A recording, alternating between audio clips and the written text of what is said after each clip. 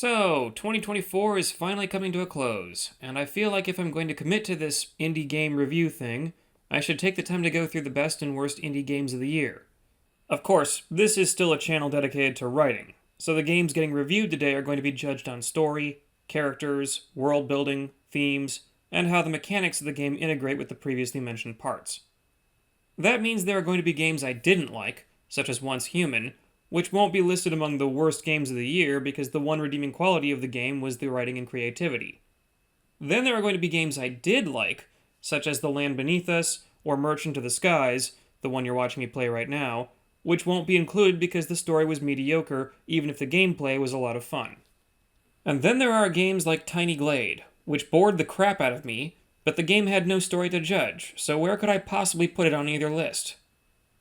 And finally, this list is about games I reviewed in 2024, not necessarily released in 2024. And while these are all indie games, one of them is only indie in the loosest use of the word.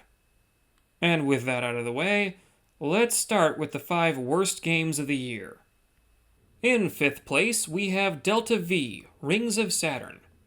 I know other people liked this one, and there's enough of an impression that the game has a story, but it's hidden behind some of the most mind-numbingly boring gameplay mechanics I've ever seen. And that's when I'm not spinning out of control. In 4th place, we have Venture to the Vile. I wanted to like this game. I really did. I'm a fan of Souls-likes, I enjoy Metroidvanias, and all of the elements for a good game were present, but it fell apart in the execution. The game felt like it was trying so hard to be edgy that it stopped making any form of sense. Like, in a strictly fantasy Souls-like, you can just say the monsters are some form of undead abomination cursed with immortality. And in Lies of P, they didn't try to claim that the puppets were undead people, although there is a spoilerish explanation for the ergo the puppets use as a power source. In Venture to the Vile, which is supposed to be more alchemy-themed instead of a magic can do anything sort of fantasy, it feels like they skipped all of that just to throw monsters at us. And that, ladies and gentlemen, is bad writing. In 3rd place, we have Mech Engineer. Yes, I know in my last video I said this was the worst game of the year, but that was judging on gameplay and interface mechanics. The fact of the matter is that there is a story in Mech Engineer buried somewhere under the most infuriating interface imaginable, and if you can stay awake during the boring gameplay and avoid smashing your computer out of rage against the interface, you could potentially find it. Maybe. But I don't know why you'd want to. In 2nd place, we have Otherside. This game feels like someone took their middle school anime fanfiction and tried to turn it into a full-blown video game. Complete with lots and lots of edge. No real plot or character development or anything connecting any of this stuff together, but so much edge you could cut yourself if you're not careful. And somehow, it's also really, really boring. And finally, in 1st place, the worst game in terms of writing of 2024... Oh, come on, you already know. It's Dustborn. Sure, it's only an indie game in the loosest definition of the term, what with receiving government funding, but it technically still counts. There are so many jokes to be made at the expense of a game like this. The characters have more nose rings than the game has players, and they have even more pronouns than that. Then there's the fact that there seems to be a competition over who can be the ugliest, the characters' appearances or their personalities. But even if you could put aside the amount of bitter resentment dripping out of every scene in this game, or the fact that the characters are such awful people that one of them is literally a drug dealer growing and selling heroin, the fact of the matter is that the world building of this universe makes zero sense. Just to recap, the turning point between this timeline and our timeline is that JFK survived his assassination attempt and the bullet hit his wife instead. And then he became immortal, or something. Yes, Kennedy, the most pro-civil rights president in US history. Him surviving the assassination attempt is what drives America to becoming a fascist dystopia. Maybe that's just what happens when the government of Norway, a country so ethnically homogenous they have no idea what racial politics are outside of TV, tries to fund a game about telling America how to handle racial diversity. And just for the record, when the military police show up to arrest the drug dealers, I was rooting for the bad guys. So that about does it for the worst games of 2024. Now let's talk about the best. In 5th place, we have Thank Goodness You're Here. I can only describe this one as if they turned Monty Python into a video game. It's a completely hilarious take on English culture before the 90s, written in such a way that it could only have been done by someone who knew and respected the culture well enough to lampoon it. In 4th place, we have The Sultan's Game.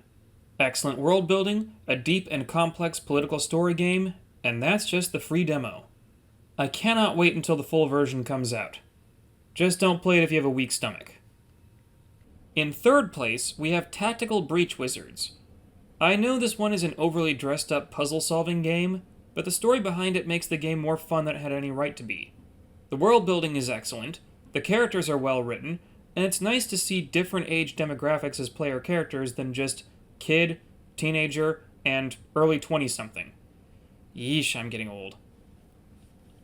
In 2nd place, we have Arco. This is a game about revenge, growth, and moving on. All of the characters are very flawed in their own ways, and I would argue that this is the right way to make flawed, likable characters in the way that Dustborn completely failed to do. There's not much else I can say without spoiling it, so just go play it already. And finally, for the best written game in 2024, 1st place has got to go to Until Then. It's a coming-of-age tale about a kid who's spoiled materialistically but hasn't seen his parents in years. It highlights a problem I see in a lot of young people today: hopelessness.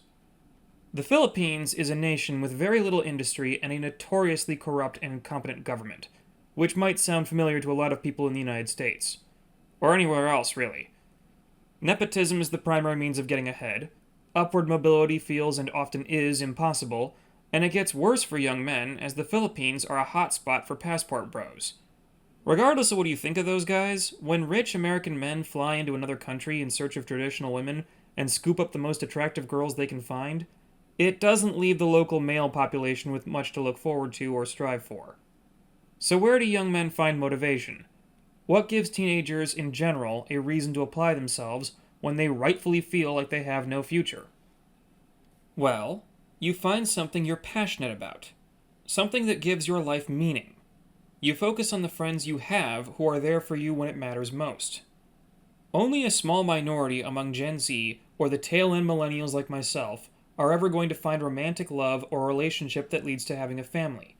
So make the most of the people in your life that you've got, whether that's the friends or the family you already have.